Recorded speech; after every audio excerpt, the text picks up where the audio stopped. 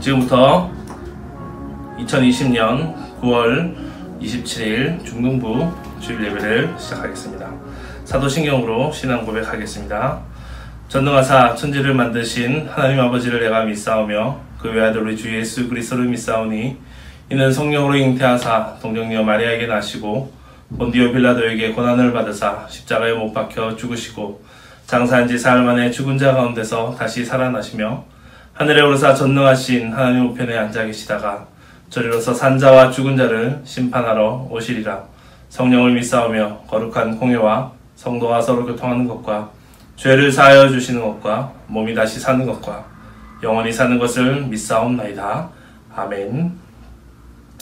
성경 말씀 보겠습니다. 사무엘상 9장 4절에서 10절까지 말씀입니다. 제가 읽겠습니다. 그가 에브라임 산지와 살리사 땅으로 두루 다녀보았으나 찾지 못하고 사할림 땅으로 두루 다녀보았으나 그곳에는 없었고 베냐민의 사람의 땅으로 두루 다녀보았으나 찾지 못하니라. 그들이 숲 땅에 이른 때에 사울이 함께 가던 사환에게 이르되 돌아가자. 내 아버지께서 암나기 생각은 고사하고 우리를 위하여 걱정하실까 두려워하노라 하니 그가 대답하되 보소서 이 성읍에 하나님의 사람이 있는데 존경을 받는 사람이라. 그가 말한 것은 반드시 다 응하나니 그리로 가사이다. 그가 혹 우리가 갈 길을 가르쳐 줄까 하나이다 하는지라.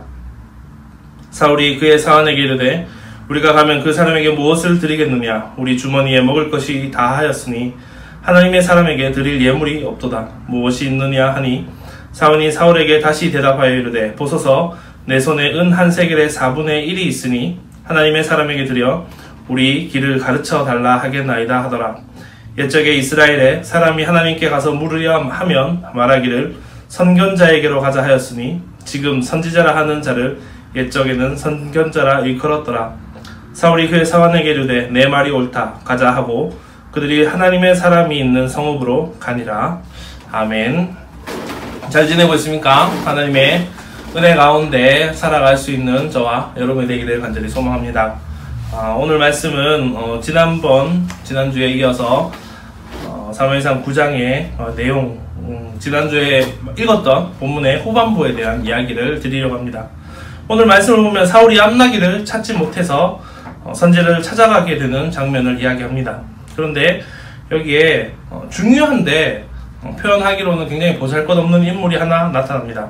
그것은 바로 이름조차 없는 사환이라고 표현되고 있는 사울의 종입니다. 사울은 거의 내용에서 이름조차 제대로 알려지지 않은 인물입니다. 그럼에도 불구하고 그는 사울이 왕이 되는데 큰 일조를 하고 있습니다. 이 사환에 대해서 이야기하기에 앞서서 톨킨과 C.S. 루이스에 대한 이야기를 먼저 드렸으면 합니다. J.R.R. 톨킨이라는 영국의 학자가 있는데 그는 보수적인 가톨릭 신자였습니다. 그는 한때 철저히 물신론자였던 C.S. 루이스를 전도한 것으로 유명합니다.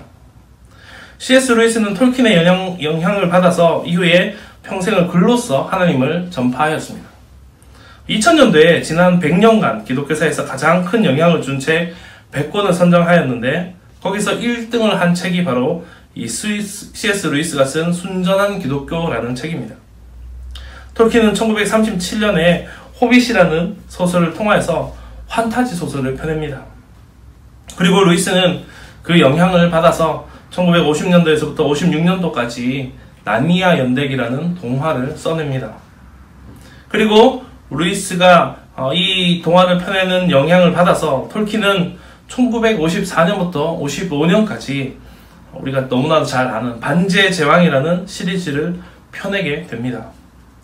이 두 사람은 40여 년간의 우정을 이어가면서 서로에게 영향을 주며 기독교적인 판타지 소설의 한 지평을 열었습니다. 톨킨이 없었다면 기독교 신자였던 C.S. 루이스도 없었을 것이고 또 C.S. 루이스가 없었다면 아마 톨킨의 반지의 제왕도 없었을 것입니다.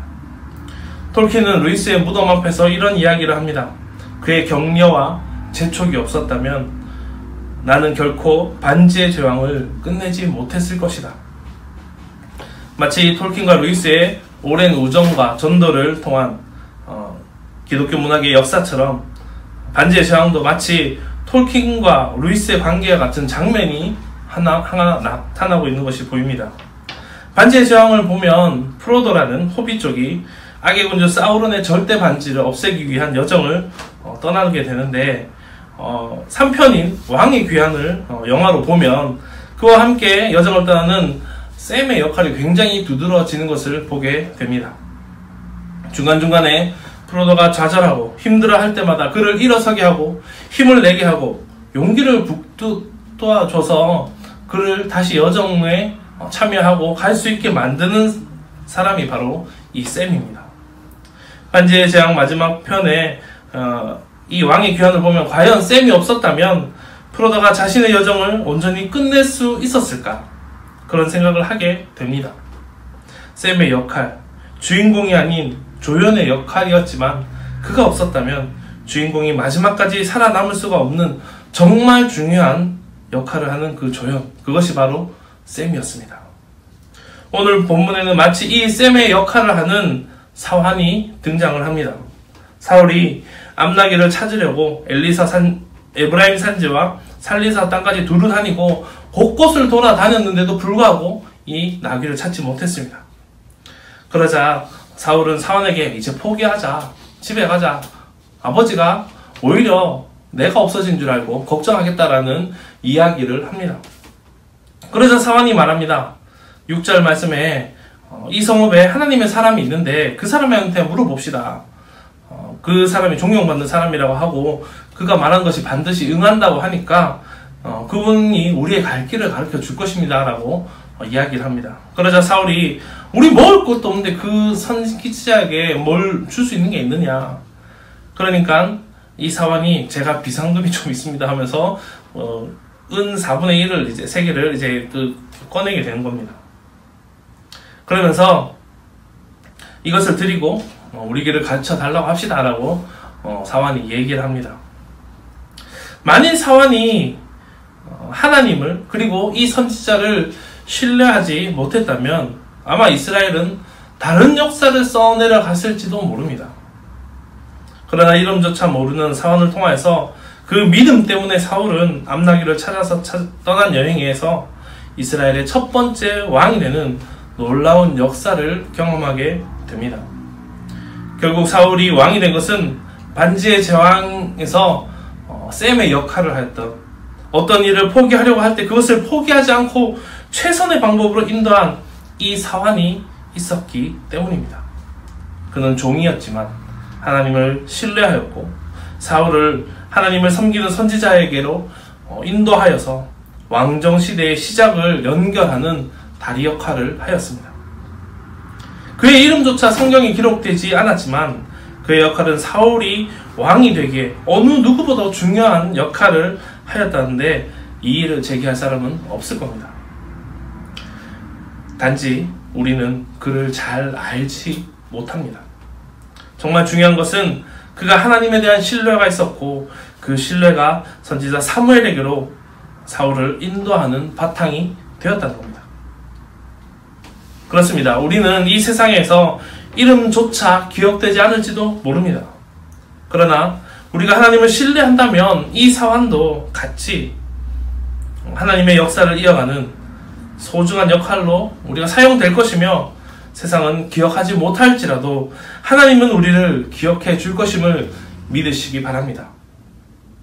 사울이 좋은 왕은 아니었지만 적어도 그가 타락의 길을 걸어가기 전에 성품은 하나님이 믿고 맡길 만한 성품이었습니다.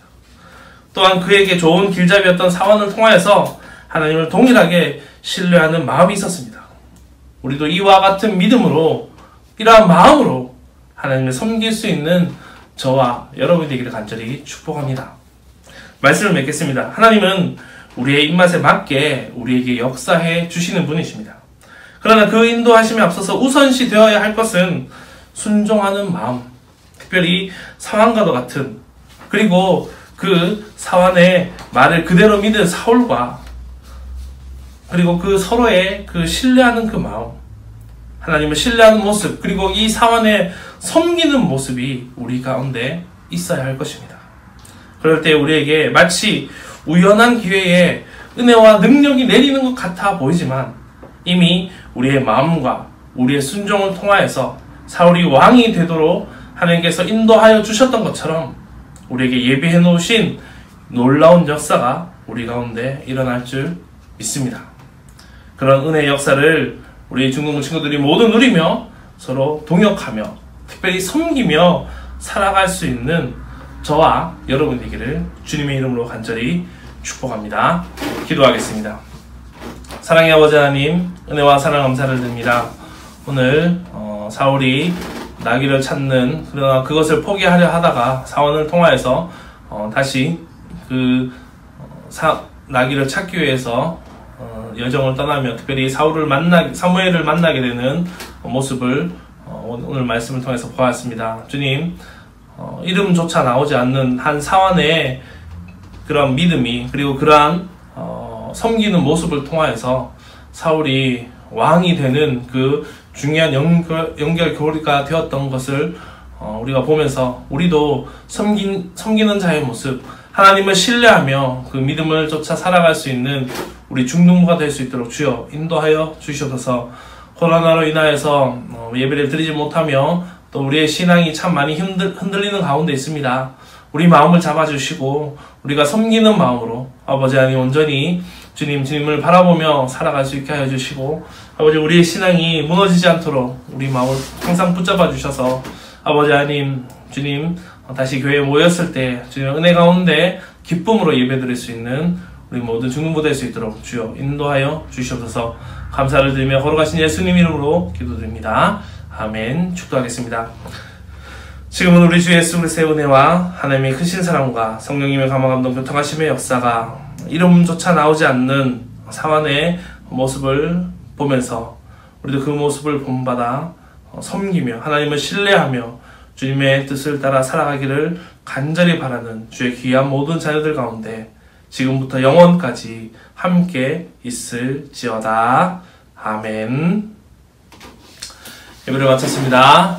오늘 하루 잘 보내시고 이번 한 주 특별히 추석이 있는데 건강하게 잘 지낼 수 있기를 간절히 소망합니다. 안녕.